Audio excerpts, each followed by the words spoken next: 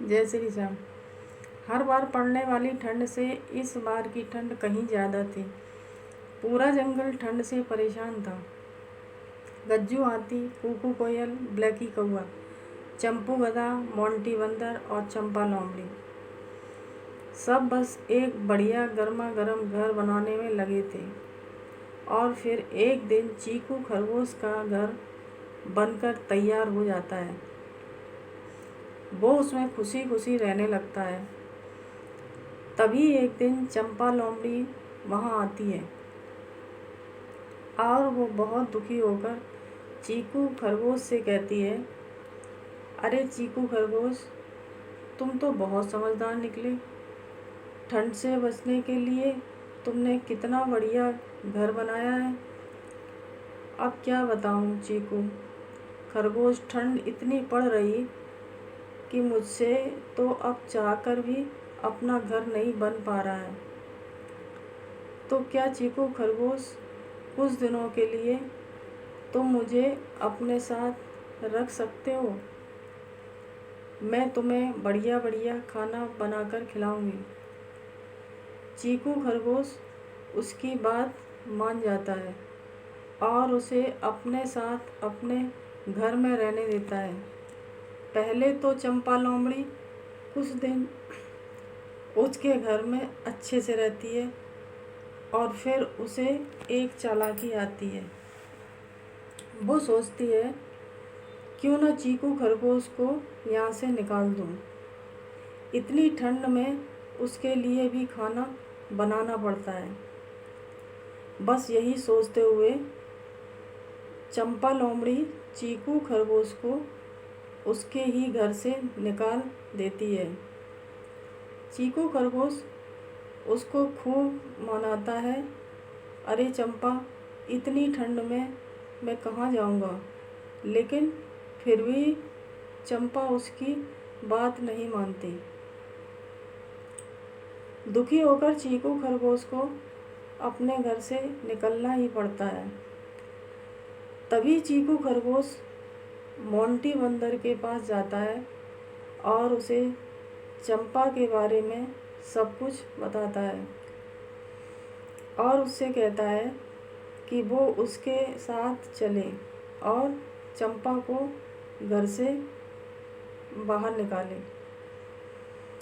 चीकू खरगोश को लेकर मोंटी बंदर चंपा लोमड़ी के पास जाता है और उस पर गुस्सा करते हुए उसे बाहर निकलने को कहता है। तभी चंपा लोमड़ी मोंटी बंदर को धीरे से अपने पास बुलाती है और उसके कान में कहती है, अरे मोंटी बंदर, तुम यहाँ रह सकते हो। इतना गर्म घर देखकर मोंटी बंदर चंपा लोमड़ी के बात मान जाता है और फिर दोनों मिलकर चीकू खरगोश को बाहर निकाल देते हैं। अब चीकू खरगोश ब्लैकी कौवे के पास जाता है, उसे पूरी बात बताता है। मोंटी बंदर की तरह ब्लैकी कौवा भी चंपा लोमड़ी के पास जाता है और चीकू खरगोश को उसके ही घर से निकालने के लिए उस पर गुस्सा करने लगता है। फिर चंपा लोमड़ी ब्लैकी कौवे को भी अपने साथ रहने को कहती है। अब मोंटी बंदर के साथ साथ अब ब्लैकी कौवा भी उन लोगों के साथ रहने लगता है।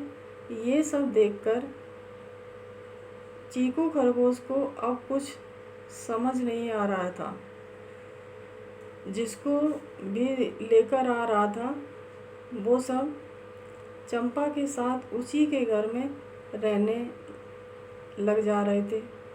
तभी चीकू खरगोश को गज्जू हाथी का ध्यान आता है, क्योंकि पूरे जंगल में अगर कोई समझदार है तो वो है गज्जू हाथी।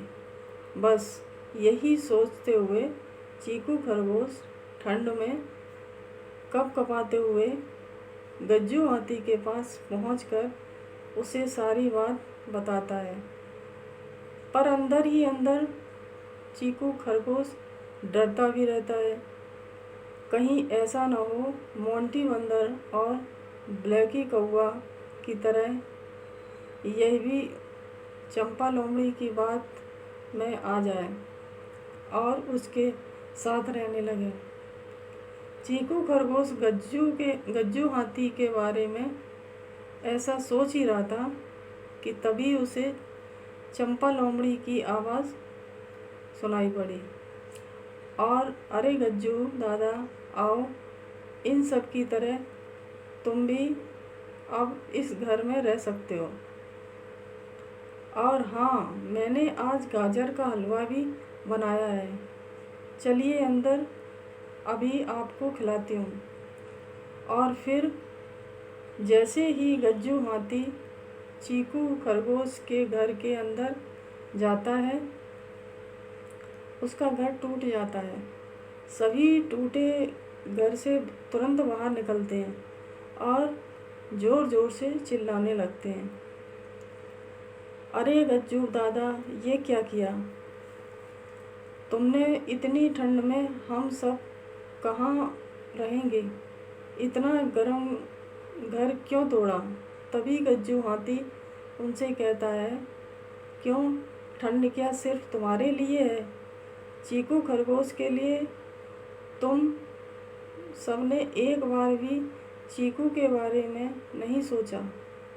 चलो चीकू खरगोश, जब तक तुम अपना नया घर नहीं बना लेते, तब तक तुम मेरे साथ मेरे घर में रह सकते हो। और हाँ चीकू खरगोश, एक दिन बात और ध्यान रखना, अब से किसी की बातों में आने से पहले उसका अच्छा बुरा ज़रूर सोच लेना, समझे? हमें कभी भी किसी के साथ बुरा नहीं करना चाहिए, क्योंकि बुरे काम का नतीजा हमेशा ही बुरा होता है। जय हिंद।